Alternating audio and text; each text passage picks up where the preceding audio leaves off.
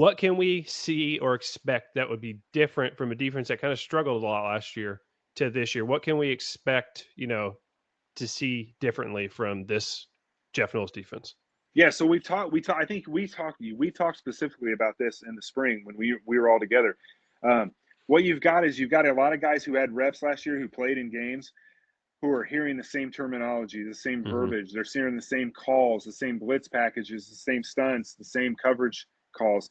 So the familiarity. I struggle with that word. Is almost second nature for them, right? You've got a kid like Joey Stimler who played every game last year, who played almost every down last year. He's in his second year of doing that with the same terminology, the same verbiage, all that stuff.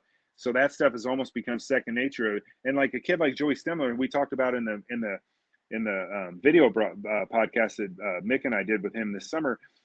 He's treating this like he's never learned it before, right? So Mhm. he goes into those meetings with Coach Knowles, and he takes his notebook in and he's writing everything down like he's never heard it before. But yet he actually had 850 reps doing it last year. So Mhm. he knows what he's doing, and that's translated. Jack Beebe did it all last year.